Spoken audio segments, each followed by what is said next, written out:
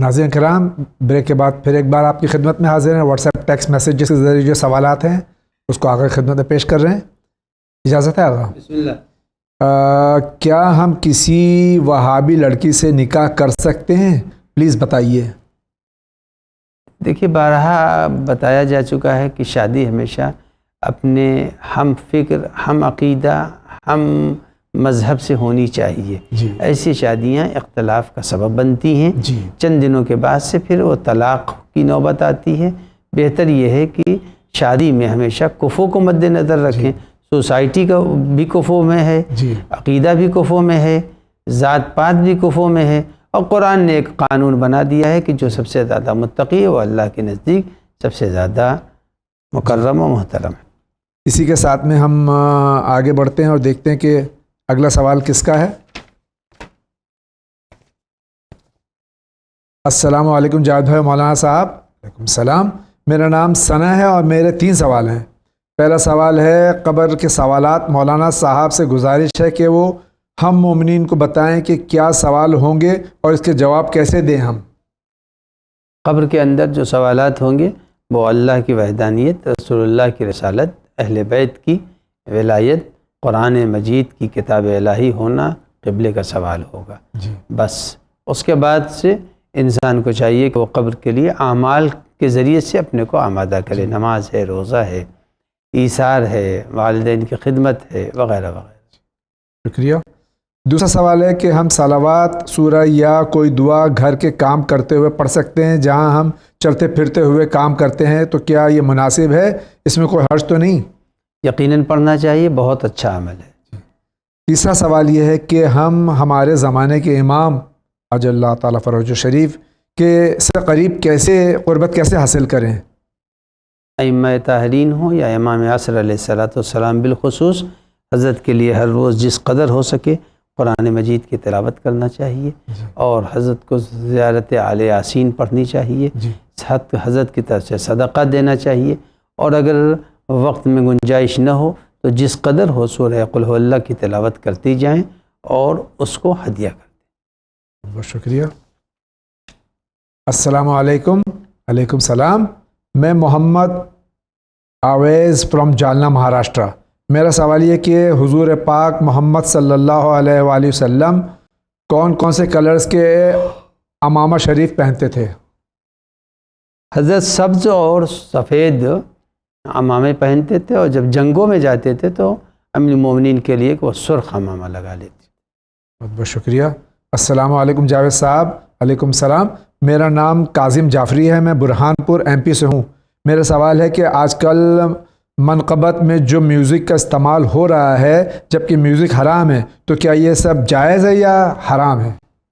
خود ہی وہ کہہ رہے ہیں یہ میوزک حرام ہے، جی تو یقیناً حرام ہے. جی. السلام علیکم. علیکم السلام.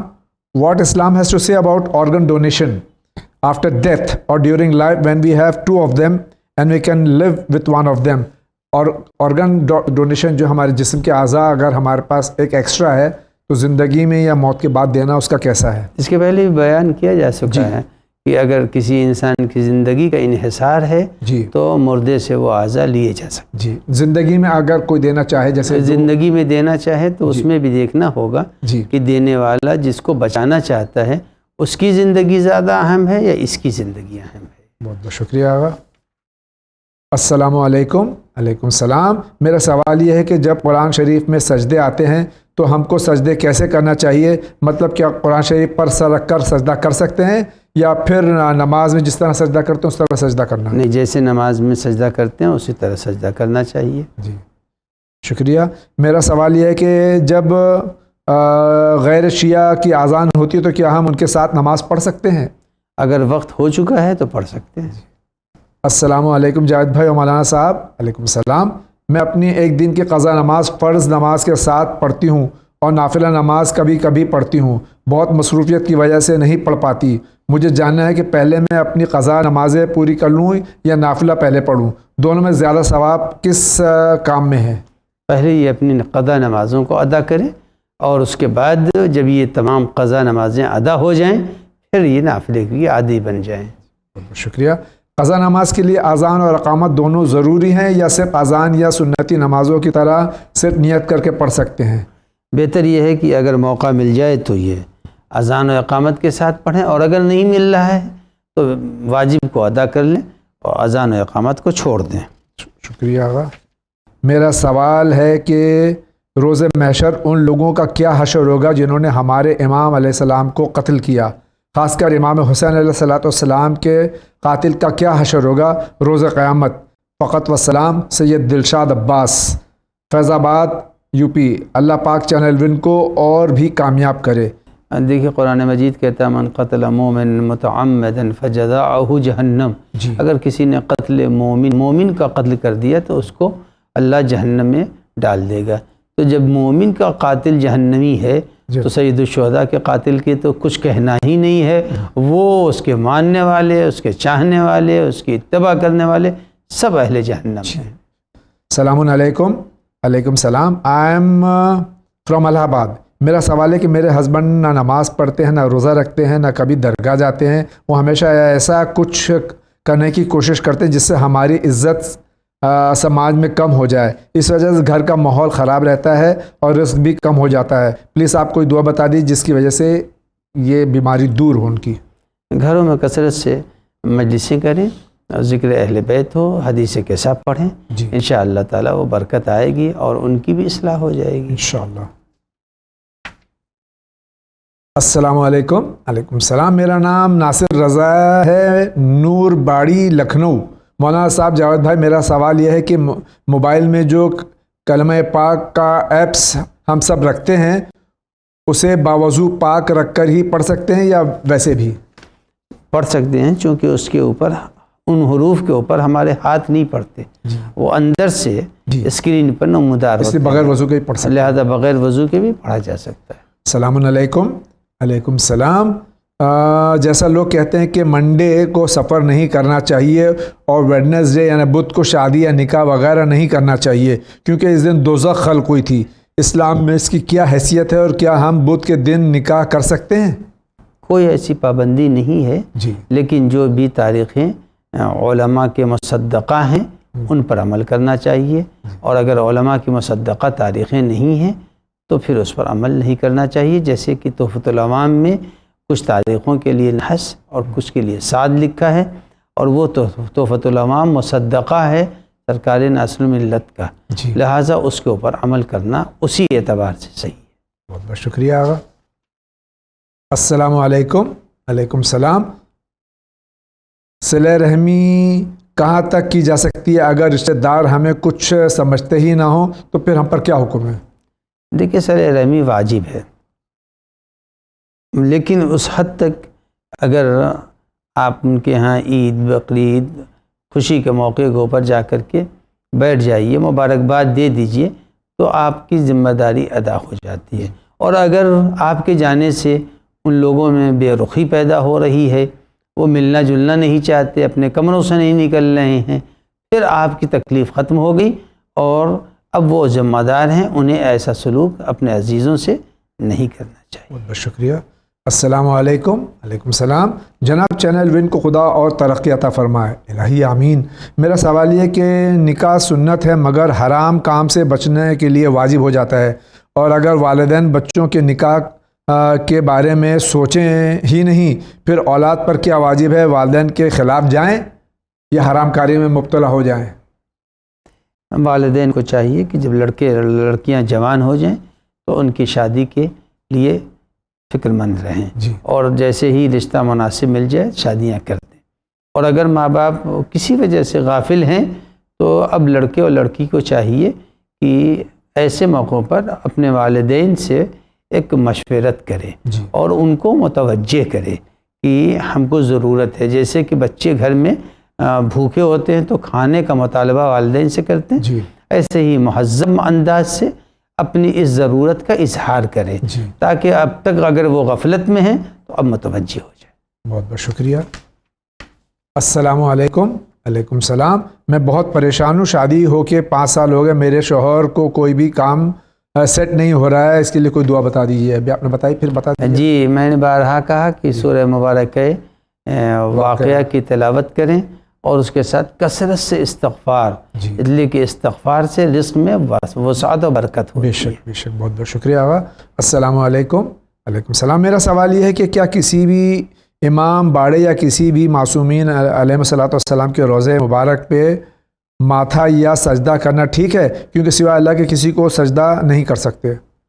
دیکھیے معصومین کے مزار کے اوپر جا کے 2 رکعت نماز شکر پڑھ لینی چاہیے کہ اللہ نے توفیق دی کہ مزار معصوم پر پہنچ گئے، اور معصوم کو قبلہ نہیں بنانا چاہیے۔ جی قبلہ بنا کر کے سجدہ کرنا معصوم کی طرف صحیح نہیں ہے، بلکہ مقام عظمت کو مد نظر رکھتے ہوئے 2 رکعت نماز شکر پڑھنا چاہیے، اور یا اگر نماز شکر نہیں پڑھا تو یوں ہی سجدہ شکر خدا کے سامنے کرے، جی نہ کہ معصوم کے سامنے سجدہ شکر۔ بہت بہت شکریہ۔ مسائل زندگی کی پوری ٹیم کو سلام۔ علیکم السلام۔ I am Hussain Mehdi from Meerut.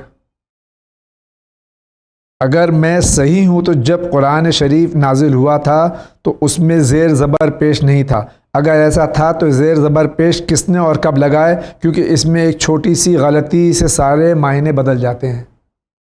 جناب ابو الاسود دوئیلی نے جی ام المومنین علی ابن ابی طالب علیہ السلام کے حکم سے اعراب لگائے ہیں۔ بہت بہت شکریہ۔ السلام علیکم۔ وعلیکم السلام۔ میرا نام عاطف جعفری ہے اور میں برہان پور سے ہوں۔ میرا سوال ہے کہ کیا دنیا میں بھوت پریت ہوتے ہیں یا نہیں، اس بارے میں بتائیے۔ دیکھیے قرآن مجید نے جن کا تذکرہ کیا ہے، اور کچھ روایتوں میں آسیب کا بھی ہے، جی لہٰذا جن تو اپنی جگہ پر مسلم ہے، اور بھوت پریت یہ انسان کے وہم میں جو چیزیں ہوتی ہیں جس سے خوف کھاتا ہے، جی اس کا نام بھوت پریت دیتا ہے، جی لیکن حقیقتاً بھوت پریت کوئی کچھ بھی چیز ہوتا۔ نہیں ہے۔ جی بہت بہت شکریہ۔ بھوت یہ ہندی کا لفظ ہے، یعنی پاسٹ، یعنی جو مر گیا ہاں، اس کی روح آ کے ستاتی ہے، اس کو بھوت کہا جاتا ہے۔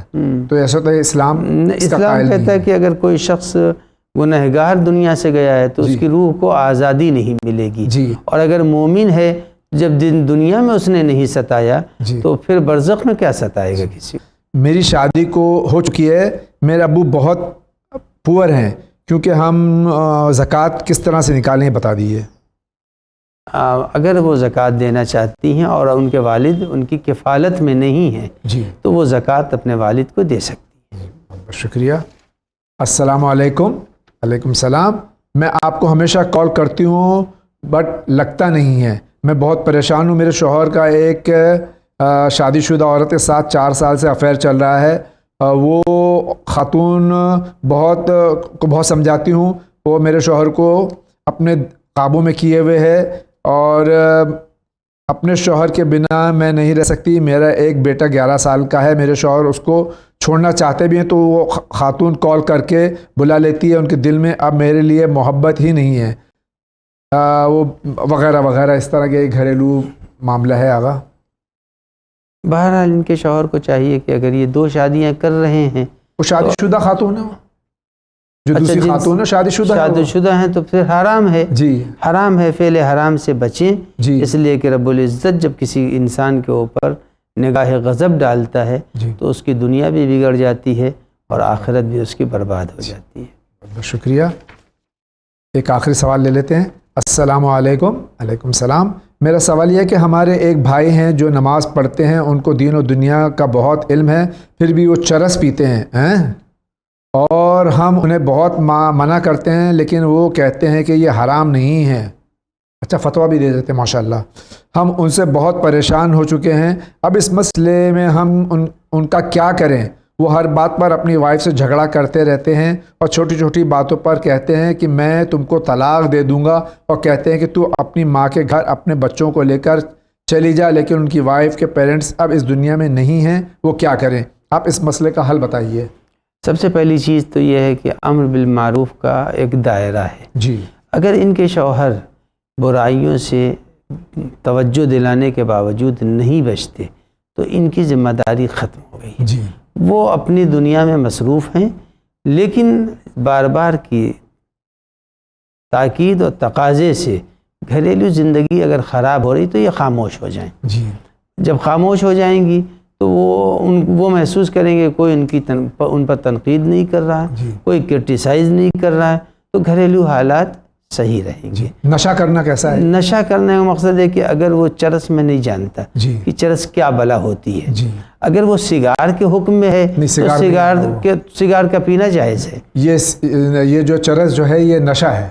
اگر نشہ ہے جی تو نشے والی چیزیں، جی تو نشہ تو تمباکو میں بھی ہے، جی اگر بحد اعتدال ہے تو کوئی مذائقہ نہیں ہے، اور اگر نشہ اس منزل میں ہے کہ فکر و شعور کو زائل کر دے، ایسے نشہ تو میرے خیال سے میں تو پیتا نہیں۔ سگریٹ میں بھی ایک نشہ ہوتا ہے، ماہ مبارک آ رہا ہے، لوگوں کی حالت ہوتی ہے جی کہ نشہ ہے، اگر اس حد تک چرس میں کوئی نشہ ہوتا ہے تو کوئی مذائقہ نہیں ہے، جی لیکن اگر نشہ عقل و ہوش کو زائل کر دے تو حرام ہے۔ جی اب وہ چرس جو اس کی پوری تفصیل اگر یہ یہاں پر بھیجیں کہ چرس کا نشہ کیسا ہوتا ہے اور اس کو استعمال کرنے کے بعد ان کے شوہر کی کیفیت کیسی ہوتی ہے، پھر شاید اس کا مکمل اور تفصیلی جواب دیا جا سکتا ہے۔ اور اگر آپ کو پتہ ہے تو آپ فرمائیں کہ خود جواب آپ دے دیں کہ وہ نشہ رکھتی ہے شے یا عقل و ہوش کو زائل نہیں کرتی، مجھے نہیں معلوم۔ وہ ایک حد تک عقل و ہوش کو زائل کر دیتی ہے۔ اگر عقل و ہوش کو زائل کر دیتی ہے تو پھر وہ حرام ہے، اور ان کی ذمہ داری ختم ہو گئی۔ یہ ان کے اوپر کوئی کرٹیسائز، تنقید، روکنا کسی عمل کو ان کے لیے اب مناسب نہیں ہے۔ گھریلو حالات کو سازگار بنائیں۔ بہت بہت شکریہ آغا، اس امید کے ساتھ کہ انشاءاللہ جو سرکار نے فرمایا اس پر ہم ضرور عمل کریں گے۔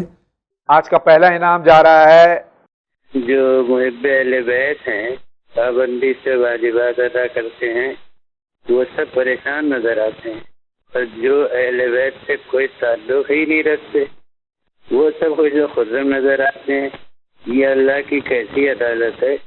آج کا دوسرا انعام کے حقدار ہیں ہم جو ہے زکوٰۃ جو ہے الگ کرنے کے بعد کچھ لوگ یہ کہتے ہیں کہ زکوٰۃ بیت المال میں ہی دے کر ادا ہونا، انفرادی طور سے اگر آپ دیں گے تو وہ صدقہ ہی ہوتا ہے، کہ اس کے بارے میں مجھے ہونا۔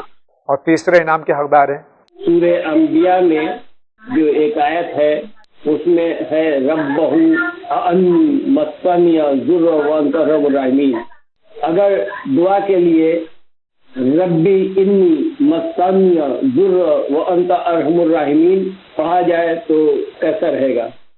آج کے اس ایپیسوڈ کا وقت ختم ہو جاتا ہے۔ آغا کے شکریہ کے ساتھ آپ کا بھی شکریہ ادا کرتا ہوں۔ دعا میں یاد رکھیے تمام مراجع کرام کو، تمام علماء حق کو، تمام چینل ون کے اراکین کو، تمام مومنین کو۔ انشاءاللہ زندگی رہی تو پھر آپ سے ملاقات ہوگی۔ وآخر دعوانا ان الحمدللہ رب العالمین۔